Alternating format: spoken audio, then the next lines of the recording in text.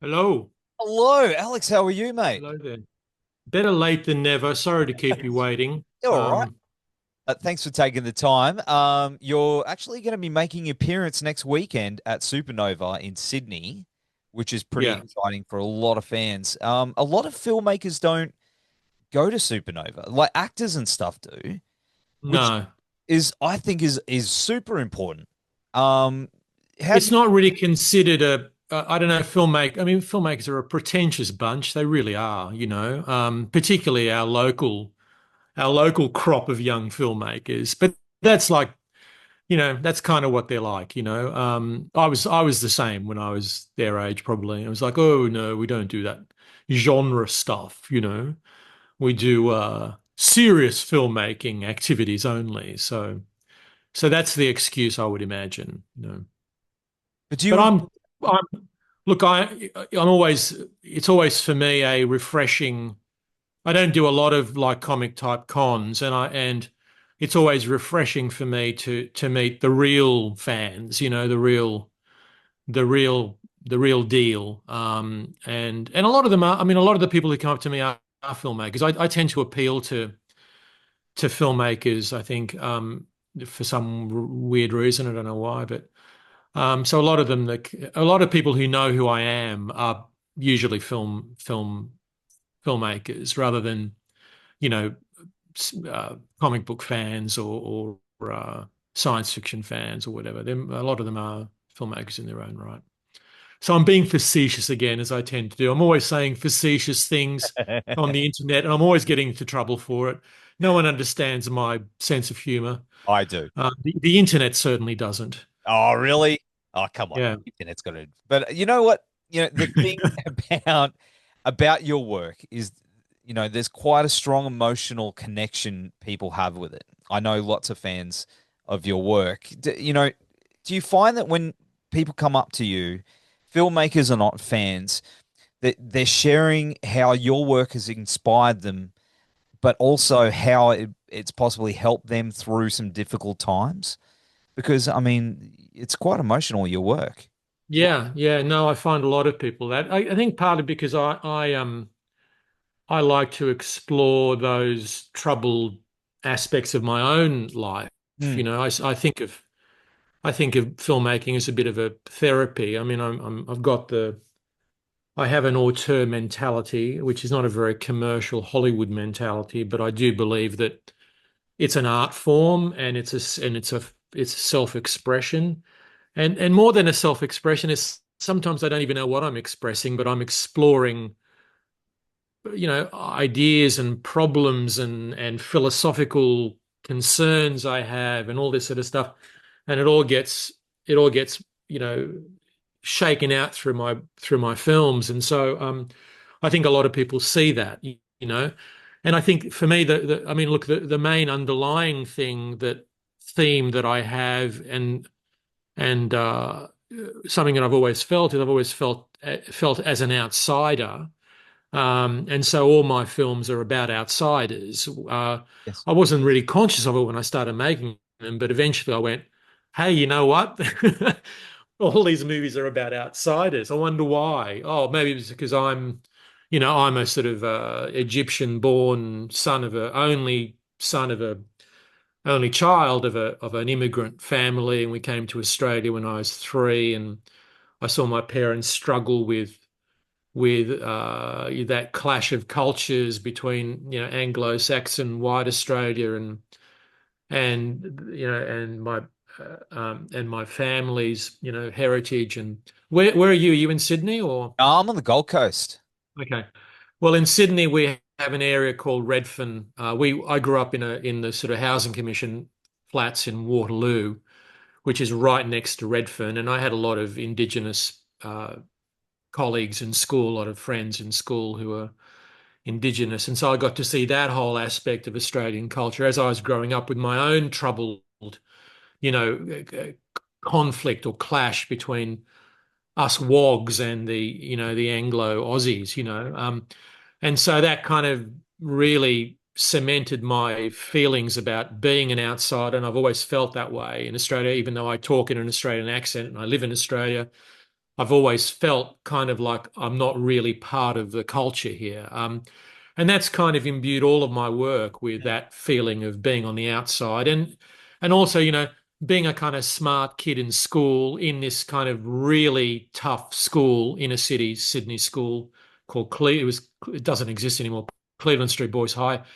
Famous for having the youngest serial killer in our country. He only killed two people, but hey, so he just qualified as being a serial killer. Only got over the line, but still he was a serial killer. Oh, yeah. Um, and um, and so that was the kind of hard knocks kind of background that I came from, and so that's really made my outlook on the world. So when I'm making big glossy Hollywood movies for hundreds of millions of dollars, I'm not being paid that, but the films cost that. I still bring that ethos to them, and I still bring that kind of outsiders, working class kind of immigrant kid kind of viewpoint to things. And I think that's probably my secret sauce, let's call it, in my work. So And I think that's where I've sort of connected to the characters and things like that throughout. Because I love your work. I was there, opening weekend. I dragged my mother to see The Crow. I saw Dark City the night it came out. I went to the movies, and I love your work so much that I've found I've found a lot in it where the alternative culture and things, you probably get spoken to. A lot of people speak to you about that, I'm sure, like from the music side of things and how that connects to it as well. yeah, of course. Outsiders, all outsiders. I was an outsider. I grew up in a housing commission as well. So I find those connections pretty strong, and I think that's why we love your work so much. I don't know. That's Yeah. Oh, well, thanks for that. Yeah. Yeah. Look, it's all in there. I always describe filmmakers are like uh like honest filmmakers are like a musician, and you can hear their soul come through when they play their instrument or sing or whatever. You can hear their soul come through if their artist's worth anything, and it's the same with film. I can see someone's film and I can see their sort of spirit on the screen, and so I think people see that stuff, even if it's not obvious, if it's not on the surface, it's all there, and you can't hide it. And so I think people respond to that kind of stuff. But yeah, I mean, I've had a lot of people over the years, a lot of people with real issues, like much more. I'm pretty messed up, but I think well, I'm a functioning mad person. I managed to get through life and society for the most part. Even in the current construct where our whole world is changing so rapidly that normal people are finding it hard to survive, to keep knowing which direction to go in. I mean, I have a 17-year-old daughter, and I can see how, you know, in she's going to grow up in a world that changes by the moment. When I was growing up, it was changing by the month or you know, whatever. And the rate of change is just crazy. So, but anyway, getting back to what I was saying is I do meet people who have real issues that they are real damage that's been done to them over the years, or they've done to themselves, or for whatever reason, who take a great solace or comfort or something out of my films. I think particularly with The Crow. I mean, The Crow is that level of, like the people who like Dark City it's much more of a kind of intellectual kind of philosophical connection, which is very strong. It's emotive as well. But with The Crow, it's so raw because of Brandon and everything that happened, yes. to the film and Brandon, um, that it's so potent. Sometimes for me, it's almost difficult to be with people who have this incredibly deep connection to that movie and to Brandon. Yes. because it dredges up a lot of my own feelings about my own, my own experience with Brandon and friendship that I had with Brandon, etc. And it sort of brings it all back. Um, and so for many years, I didn't even want to talk about it. I didn't want to. No, I didn't do, and I still don't do interviews. Like if someone calls me up and says, "Let's do an interview on about The Crow," I go, "Thank you very much, not interested," because I don't want to just talk about that. Yes. Other people would want me to talk about that. Um, so it's yeah, that level of emotional connection to a work of art, which is The Crow, is so powerful that it's almost incendiarily hot. It's something that I don't even know how to approach Yes. as someone who was involved with that whole thing. That's why I say it's not. The Crow is not really it's not just a film. I don't know whether you caught up with my campaign of vengeance against the new Crow, that with the remake that was just done. Oh, I was with you, brother. Okay, great. Well, I still haven't seen um, it, and I don't plan on it. I mean, it's like I just see it as being completely disrespectful. And I kept saying in social media, it's not just a film. It's not just remaking a film, right? It is showing disrespect to one man's, legacy. Yes. That's why I finished The Crow. I didn't finish it to make anyone money or to get my work out there or whatever. I finished it to honor Brandon's legacy. That's why the film was completed. Now, look, who knows? The producers were probably playing a game with me anyway, a psychological game with me. They insisted that they wouldn't finish the film unless I wanted to finish it. And Yeah. then I only decided to finish it with because Brandon's family and his fiance came to me and said, "You've got to finish the film," because we believe Brandon would have wanted you to finish. They'd seen the film at that stage and they really believed Brandon would want me to finish the film. And that's why I finished it. So when anyone comes along and says, "We're going to remake the film, we're going to honor Brandon's," I go, it's just bullshit, Yeah, I agree. Like you're going to remake the film because for whatever reason, this film has an incredible, powerful, potent effect on a large group of people who, even if they hate the idea of a remake, and most of them did, are still going to go and see it out of whatever curiosity they might have. That's why they're remaking the film, and that's just so cynical. That's why I sort of decided to wage my campaign, and it seemed to work. I mean, Yeah.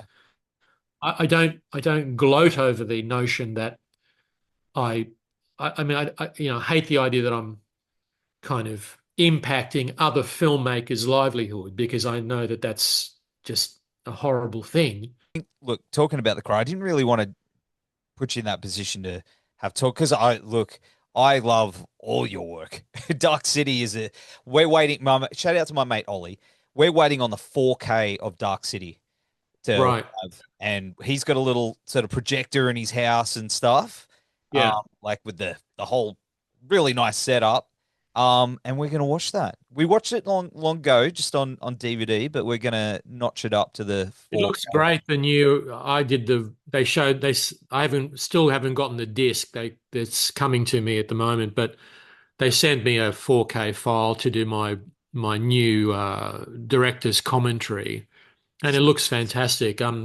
Darius, my DP, did the new transfer in LA, and Yeah.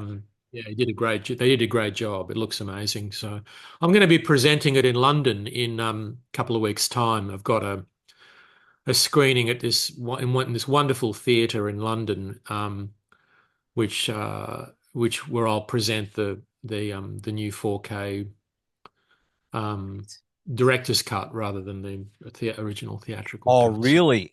Oh, mate. yeah. I can you just pack me up in your suitcase and take me with you? Well, mate, I'm so excited about it. But music seems to tie in. Correct me if I'm wrong, but music seems to tie into a lot of your career as well. Um, I'm a musician, and look, I'll just go back to this. I will say that I was listening to this before. The soundtrack. This thing is super super important to me.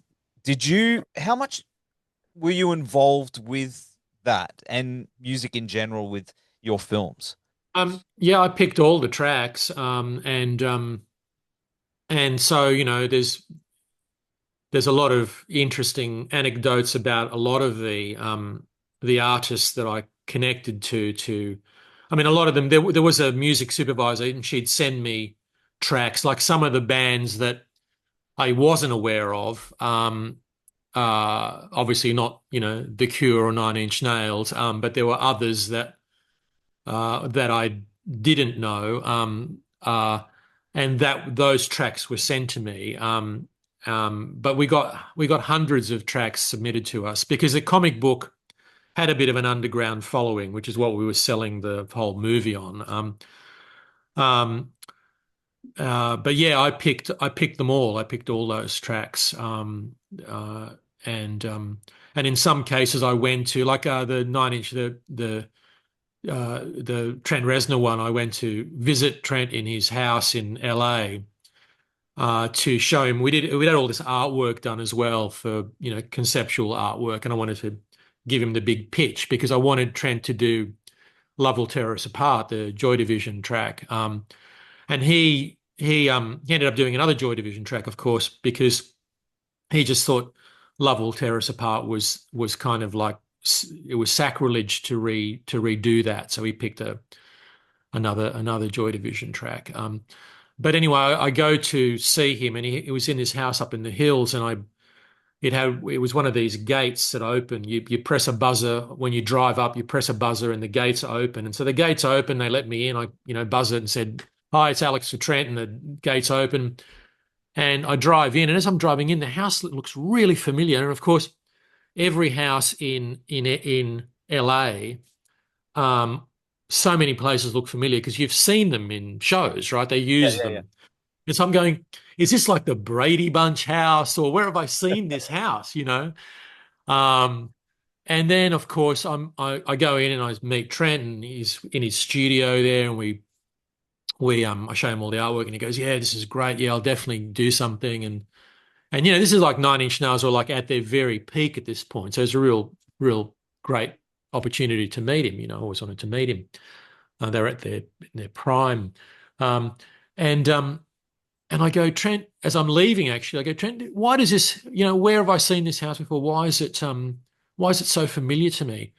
And he goes, it's the Sharon Tate house. Um, it's where she was murdered. Yeah. And I went, okay, thank you very much. See ya. Got out of there, and of course, I realised I'd read Helter Skelter, the famous book about the case, and I remember seeing the photographs of the blood spattered doors and stuff, and this is LA for you, like that house in 1992, whenever the hell it was still standing, and only Trent Reznor, he was only renting, I found out. Yeah. Only Trent Reznor would rent it. Um, yeah, because no one else wanted to rent it, and eventually they knocked it down. I think probably when he moved out. A lot of good albums came out of that Yeah, yeah, place there, yeah. and then I think he kept the door. I think he kept the door, and he took it with Did him he? Yeah. So to you New know more Orleans. about this than I do. Yeah. No, no, but I feel like, look, that's something I want to talk film with you, of course, but I also want to know, is this where your musical taste lies? In Oh, yeah. like, what's Yeah, I your mean, I was a punk rocker when I was young, and I did have a band. It was like a band that really didn't go anywhere. We rehearsed a lot, and we wrote some songs, and then we kind of did a couple of gigs, and we gave up. We didn't like none of us liked each other enough to sort of go with it. But yeah, look, that's my sweet spot is like industrial kind of gothic rock, hard rock too. All that stuff in that era, for me in the late 70s, early 80s, that was me. I went from Pink Floyd as a kid, Pink Floyd and David Bowie, into like, wow, Joy Division, that's awesome, and all that other stuff, John Fox and who I've come to know quite well over the years, and yeah, so I'm deep into all that sort of stuff, and then of course I made that was my taste, the very dark kind of, you know, music. Yeah. Um, and The Cure and Susie and the Banshees and whatever, all that stuff. Uh, and then uh, Ironically for me, because I think ended up doing a lot of music videos in the Yes. mid 80s to late 80s. It was about a 5 year period where I did heaps of videos. And I did them for some pretty big bands, but I never got to work with any of the bands that I really liked. Ended up working with, I don't know, I ended up doing like Fleetwood Mac videos and Sting videos and, people that bands and actually some people that I didn't really particularly want to be working with. Um, just because it was more, it was like more middle of the road stuff, not really my cup of tea, and yeah, I stopped doing that in the early 90s. And then The Crow came along and that allowed me to pick the sort of music that I liked and build the film around those tracks. Like Robert Smith's track, in The Crow was designed specifically for that sequence. Yeah. And so and that's the musically that's my I'm a Kubrick aficionado. Kubrick is what made me start to want to make movies, and so Kubrick's use of music was El Supremo. He really reinvented the use of film music through a bunch of movies. Even when he wasn't using music, even when his movies didn't have music in them, that was a pointed idea that I then embraced, even from when I was a kid.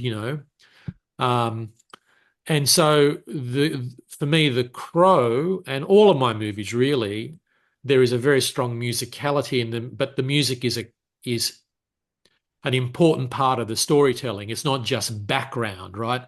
And up until The Crow, so every time you use rock and roll in a movie, it was always like what they called a needle drop, right? It was like a little moment between scenes when the characters weren't talking. And I went, that's a fucking boring way to use music. So I'm going to find some really good tracks that I really like and then make them the spine of the scene and have them play out, have the whole track play out and take you from one scene into another scene. And so in many ways, The Crow was a musical. It was like an opera, Yeah. right? And because the style of the film was heightened melodrama, it was kind of operatic by its very nature, and that's why I believe rock, hard rock, industrial, gothic music fits that really well. And I think that's partly why the soundtrack was as successful as it was, because it was all part of the package. It wasn't just needle dropping here and there. It was part of the spine of the movie. Mate. Interestingly, when I styled the movie as a gothic movie, uh, America didn't know what gothic was. It was really quite extraordinary to me, right?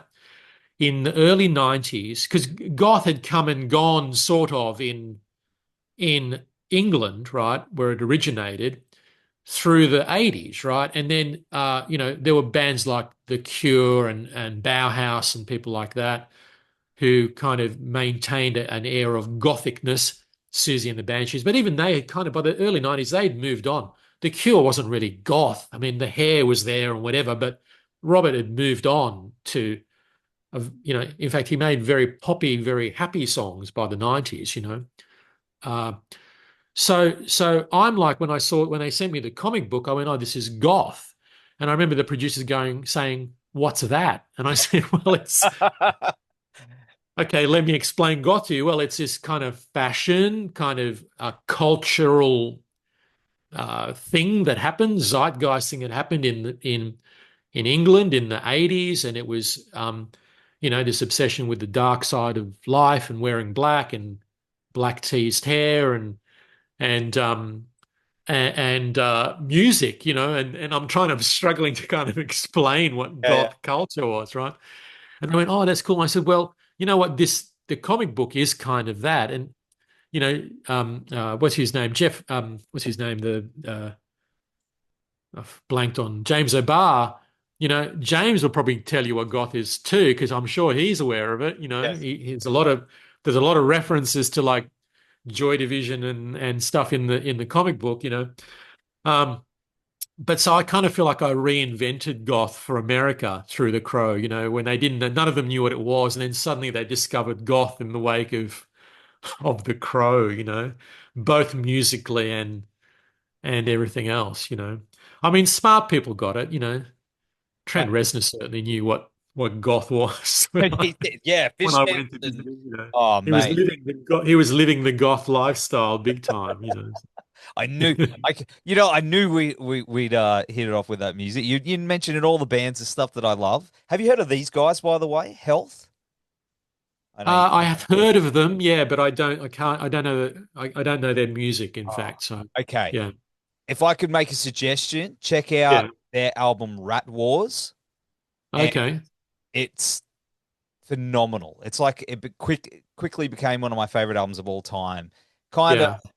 some of it very synthy, moody, mate.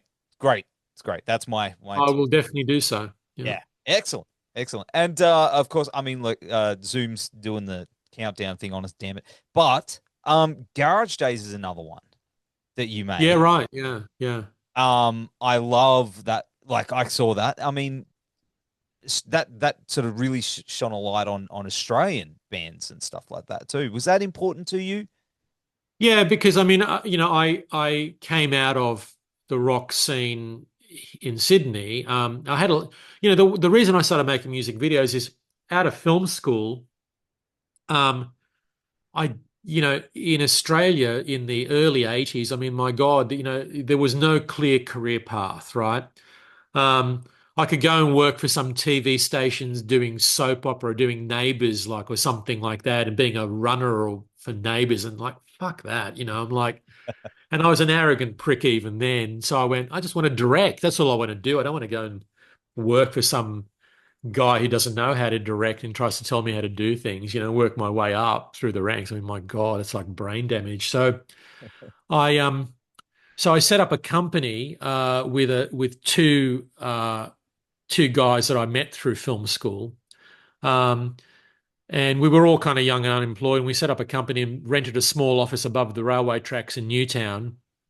And we could barely afford it. We were all on the dole.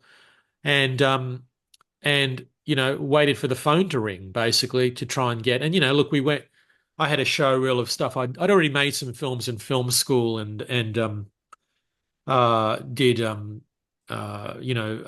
did pretty well in the film festival circuit. I made this film called Groping, which had a huge impact. People were throwing blood at the screen and stuff. It was ridiculous, the impact that it had. Um, but anyway, I'd already demonstrated some visual sort of style, and so we did this little show reel, and we took it around to all the record companies saying, give us a music video to do. We'll do it for cheap as chips and whatever. And I'd already done a couple of music videos for friends in bands, because all of my friends who weren't in the film, trying to break into the film business, were all in bands. It's just the group that I was hanging out with. And so, we'd have friends, we go, hey, we can do you a little, if you give us enough money to buy some 16 millimeter film stock, we'll make you a music video for one of your songs, and you can take it to the record companies. So we started doing them like that. We made a few, and then we very quickly, like within a year or two, it all exploded, because we were actually right at the forefront of music video production. I mean, before me, like Russell Mulcahy, who's now a good friend, really started the whole thing going for Australia, but he'd moved to the UK. So there was us, and there was a couple of other groups doing music videos. And so we kind of, it took off, and then we started making videos for, like, In Excess and Crowded House and all the biggest bands in Australia. And I went over to the States, jumped on a plane, went over the States, got signed with a big company, because of course the States is everything's already exploded over there a long time before we did. And I joined this company called Propaganda Films, which had David Fincher and Michael Bay and all these guys. We're all young and making music videos, right? And so that was my formative origin of being a filmmaker, but it came through music. And so Garage Days was a kind of a kickback to that. I didn't want to make it. I actually did think about making it about filmmakers, but I thought, make it about a band. It's kind of much more, directly wedded to this story. And so yeah, that's where it came out of my roots of growing up in the so-called music film hybrid industry in Sydney. So that's what Garage Days is. Love it. Love it. And you're working on something musical at the moment, is that right? Like Yeah, is it a rock yeah. opera movie? I just It's read not about it. it's not a rock opera. I mean, there are some songs that you could consider rock. It's a very eclectic bunch of songs. I wrote the songs myself. I actually wrote the lyrics, and a guy called Mike Lira did all the music. Um, so I'm now officially a part of a songwriting team. Um, I can add that feather to my hat. Um, but it's based on a very famous play called RUR, Rossum's Universal Robots. It was written in 1920 by a Czech writer, Karel Capek, and it's the origin of the word robot. He invented the word robot. It means robota means worker in Czech, I'm told. And that's where the word robot comes from. And it's about the AI taking over the world, right? In a very, in its early days, right? He was more prophetic than anyone else. So that's ground zero of the robot story, right? It's where Isaac Asimov got his, stuff from. It's even more directly linked to Metropolis. Fritz Lang's Metropolis is actually because RUR became very famous as a play. So by 1925, when Lang started production on Metropolis, that was the ground zero. RUR was the ground zero of robot stories for all of Europe, right? And Harbaugh and Lang based their in Metropolis to a great extent on the inspiration of RUR, right? So I've gone right back and I'm making RUR, but I turned it into a musical. It was a satire to begin with. It wasn't a serious piece. There's a lot of serious stuff in it, but it was a satire. It was a kind of a spoof, right? So I've maintained that, and I've heightened. I've turned it up to 11, and I've heightened its satirical qualities by making it a musical. So it's kind of like it's a bit like Doctor Strangelove, right? Yeah, yeah. Um, it's kind of a spoof on very serious ideas, like Strangelove was about the atomic bomb, and this is about our atomic bomb, which is AI, I believe. That is our culture's, our era's atomic bomb, right now, So it's a very pertinent piece of storytelling, particularly so because when you consider it was written over 100 years ago. That's where the warning started, and we ain't been listening to them No, ever no. since. Oh, mate, count me in. I'm so keen for that. When's that come out? We got a date? It's hopefully sometime next year. We've made it in a very unusual way, and can I just say too, it's spoiler alert, but I don't care. It's a musical where everyone dies in the end. Okay, so it might give you an idea of the kind of musical that it is. All right, Oh, it's not a happy musical by any stretch of the imagination. mate. Um, Uh, it's a funny musical, but it's not a happy musical. Um, so, um, so yeah, sometime next year. We're not sure when because it's all about us finishing. It's very ambitious for the very low budget that it is. The only way I could make it, because Hollywood would read the script and go, "You're doing what? What is this? We don't get it." And I didn't want to have to, take it to actors and cast. I just wanted to just do my own thing, right? So I financed it for a very small amount of money, and therefore it's going to take a bit of time. But it's got a shitload of visual effects in it. I mean, there are full CG robots. There are robot army attacks. It's crazy, right? It's So like iRobot, but for a fraction of the cost. And so it will take us some time to complete. We're a little bit unsure at the moment exactly when it's going to get released, but I predict sometime next year. I'm so keen. Count me in. Zoom talking about robots is counting me down for the last minute. Alex, thank you so much for taking the time. As a fan of your work, it's inspired me so much. I appreciate you. I can't wait to see what you got coming up, and all the best, brother. Thank you. Cheers, mate. It's been lovely talking to you. Thanks a lot for the call. Absolutely, man. I'll see you soon. Okay, cheers. You mate. Bye. Bye.